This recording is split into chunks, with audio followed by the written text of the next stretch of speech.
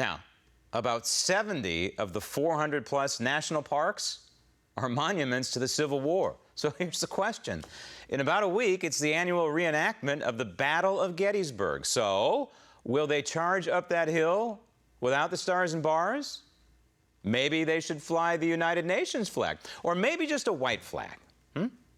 Joining me now from New Orleans, Louisiana, chief political analyst at BennyTheJokeMan.com, Ben Walsh. Ben, I hear a lot of consternation over the stars and bars, but we have to realize that there are other flags out there that represent pure evil. Yes, sir, you are correct, Graham. Thanks for having me back. As you know, the black flag of ISIS is flying over Ramadi, Iraq. Perhaps liberals would take notice if it were the Confederate flag. But here we go again. A 19-year-old North Carolina man has been arrested for trying to join ISIS, but he has a good excuse. He says nobody else is hiring. But this is serious, Graham. Al-Qaeda, you remember Al-Qaeda, their top bomb manufacturer, Ibrahim al-Asiri, is believed to be hiding in Yemen. Yes, intelligence sources say Asiri has made more bombs than Johnny Depp. You pronounce that name very well, by the way. I gotta hand it to you. Continue.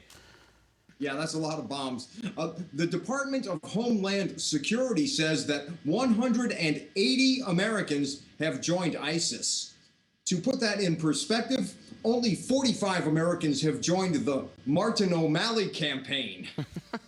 So, yeah, and look, the FBI, of course, they have just issued a report saying that ISIS is recruiting Americans with troubled minds. So don't be surprised if the militants show up at the Democratic National Convention. Well, the Islamic State is destroying all kinds of artifacts, unfortunately, in Syria and Iraq. So these people that want to destroy the stars and bars, maybe they'd fit right in. Speaking of destroying, they want to completely make over and get rid of Alexander Hamilton on the $10 bill and replace him with a woman.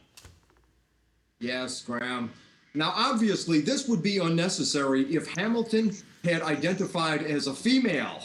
But, you know, folks were confused back then. And according to a new poll, most women would like to see Eleanor Roosevelt on the $10 bill. But a majority of men would prefer Marilyn Monroe. Now, frankly, I feel that Hamilton should remain on the 10 and Hillary Clinton should be pictured on the $3 bill. You know, a counterfeit. And now this is a personal opinion, but I think it's time that a female stripper is featured on the $1 bill. Well, I happen to like Barbara Bush on the $1 bill, so I want to leave her there. Now, this Kim Jong-un, you like that? Kim Jong-un, apparently he's got some sort of cure-all for what? AIDS, Ebola, SARS? Yes, he claims to have cured all of these diseases. This man is a crazed liar, but even so, most Americans find him more trustworthy than Hillary Clinton. Understandable. Yeah. Now, speak of the devil, an intern working for the Hillary Clinton campaign is complaining because she doesn't get paid. Obviously, Hillary is not the first Clinton to stick it to an intern. Now, on the Republican side, just to be fair, Senator Marco Rubio in New Hampshire is the most favorable candidate with 61%. Now, pollsters say that is phenomenal for a man who has 4 traffic tickets on his record. Yeah, that's pretty good. Now, on the other side of the coin, the least favorable candidate in New Hampshire is Donald Trump, who has 11%. Pollsters say this is because voters know Trump so well. Now, down here in Louisiana, Governor Bobby Jindal, who, by the way, has just destroyed our film industry.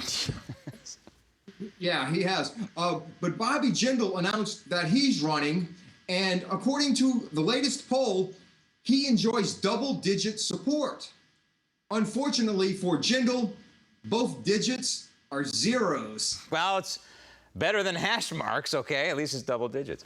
We're still buzzing, of course, in the terrible decision, in my opinion, out of the Supreme Court, King versus Burwell, the Supreme Court infusing words into the law that don't exist. What's your take on all this?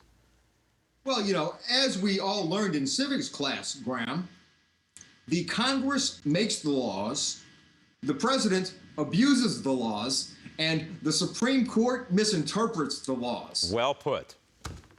Yeah, now, I have a problem with John Roberts. I cannot understand how he became Chief Justice. He's not fit to judge a wet T-shirt contest. Perhaps you and I might be, but he is not. And now look, in his victory speech, gloating in the Rose Garden, President Obama said Obamacare is here to stay. The good news is the president is not here to stay. That is good news. What else you got? Well, this is interesting, Graham. You might not believe this, but the latest poll shows that 48% of Americans think Obamacare is working. The poll's margin of error was 48%. Well, 48% of Americans think that Bruce Jenner's a girl, so there you go. Benny, thank you, and as always, be careful down there on Bourbon Street.